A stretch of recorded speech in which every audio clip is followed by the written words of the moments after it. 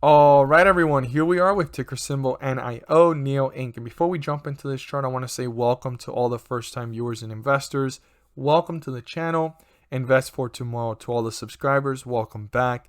And before we jump into this chart, I do want to announce to all investors the launch of my website. For those of you that haven't had a chance to see it, it's investfortomorrow.com. I will put the link down below in the description to make it much easier. Just at a click of a button, you guys will be launched towards the website, and at the homepage there's a short video that gives you an overview and the forward outlook of the whole entire purpose of the website, right?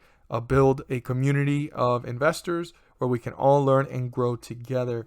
The stock picks forum is where I'll post weekly and monthly stock picks to watch. The quick trades list is where you'll see the daily watch list according to momentum. The gathering of investors is where investors can gather together, share their experiences and knowledge, and also further discuss any news or anything they want to point out, or even ask questions. That's a place where investors will be able to help one another with anyone's questions, and I'll even jump in and engage in conversation with you guys there as well. And this is the first forum that's a further extension than just talking about stocks, which is going to be about credit score, and everything that entails with a credit score. So here we are with the two options, and each one down below shows you what you'll have access to. This is completely optional, but you do have to go to the member options and choose one of the options to gain access to the forums. I'm so excited about it. I can't wait to build a community just like the one we already have here.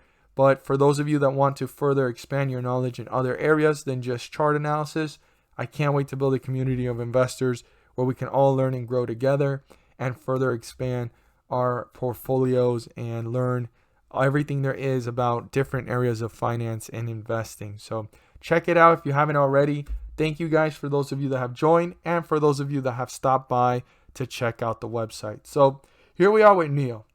NIO has had a run. We've talked about how this was really a lot of volatility, and it was going to level back off around this area before the volatility continued because there was no consolidation period. And I've drawn these lines here from yesterday, kind of drawing out a consolidation pattern, which we're kind of seeing. It's kind of staying in the same area.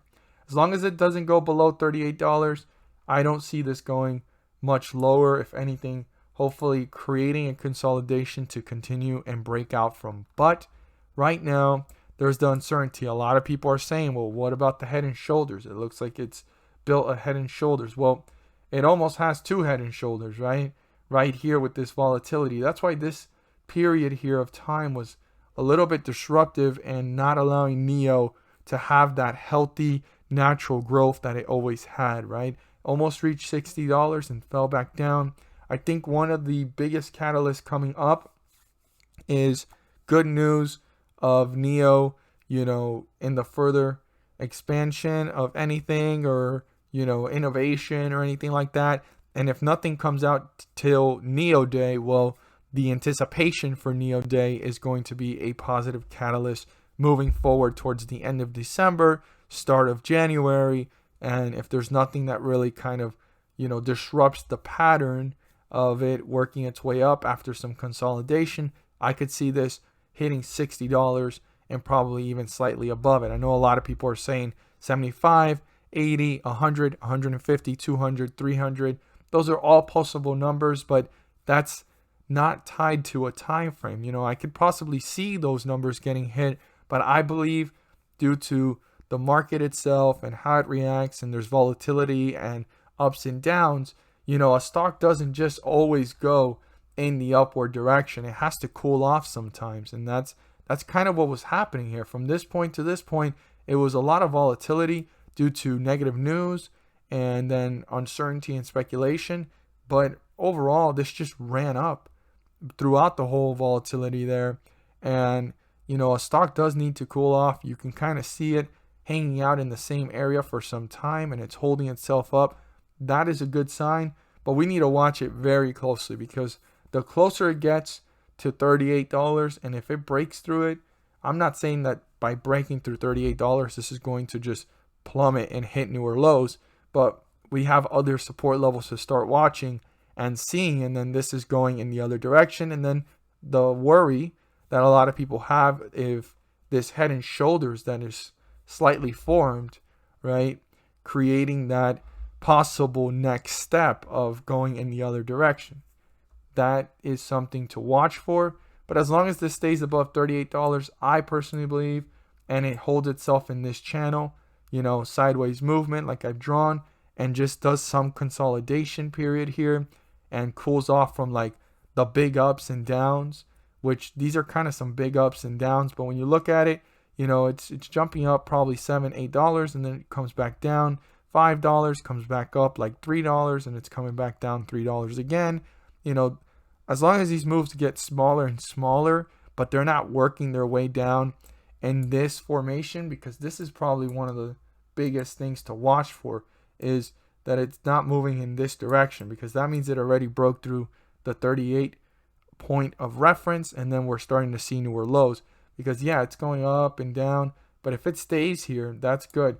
But if it starts doing that up and down, right, and we're seeing it go that direction, and it broke through 38 and it's now sitting around lower levels, that's not a good sign, because now we're looking at the peak of the head and shoulders, and then we look all the way down, it's been going in that downward direction, and that could be a sign of hitting newer lows, and we need to watch where this is going and what are the possibilities. But right now it's holding itself up pretty well here, and then when we go all the way across, like I like to do it, to kind of see it's in that channel and in that area, it hasn't broken through $38, and it's kind of just going in a sideways movement direction, and we're just waiting for the next breakout, right? That's what we're really waiting for, and we want to see. Hopefully this stock holds itself up, doesn't break through $38, because it certainly can start hitting newer highs closer to NIO day and leading up towards it, right, with the excitement and speculation. Now, after NIO day, I'm not too sure how I feel about it, because it's going to take a month or two for the next earnings, right, until March. And that's where it's going to be a big surprise, where this is going to go to newer levels or kind of stay a little stagnant, because production or numbers are not just there yet in people's perspective or expectations. But that's so far out right now, but I just wanted to go ahead and discuss that as well. So this broke through resistance, broke through the 50-day moving average, and right when it hit it, it just fell right down. That's a lot of volatility in one day, and that's the thing about NIO right now that has me a little bit uncertain, that there's a lot of movement going on, like way too much movement, more than usual. And now there's like these larger spreads between resistance and support because of how much it moves in one day. That's a lot of movement.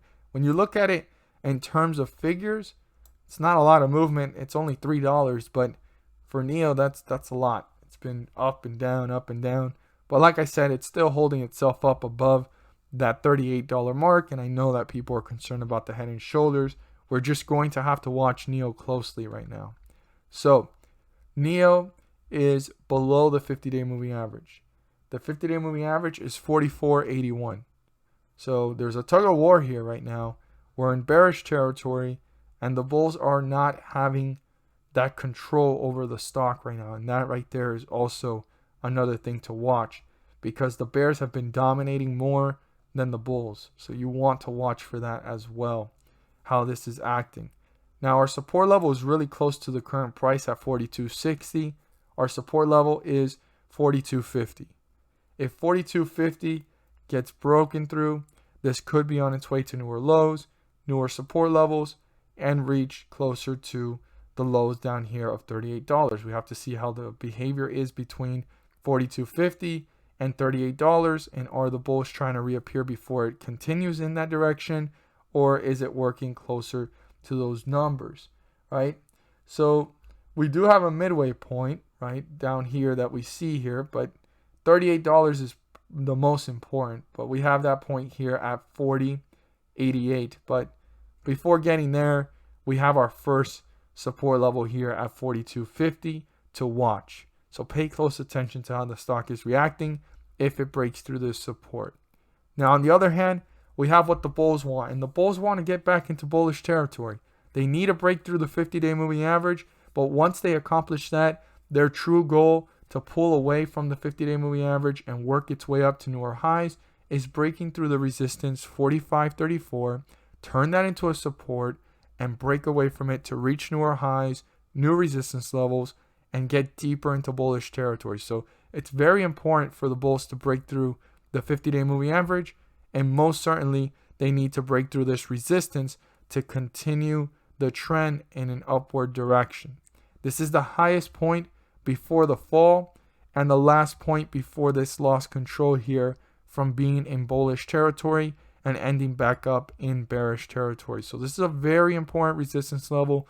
But before getting there, to get into bullish territory, 44.81 is a very important point. And then from that point forward, 45.34 is the next goal to start pulling deeper into bullish territory and hitting newer highs and new resistance levels. We're going to have to watch this one closely and see how NIO continues to react.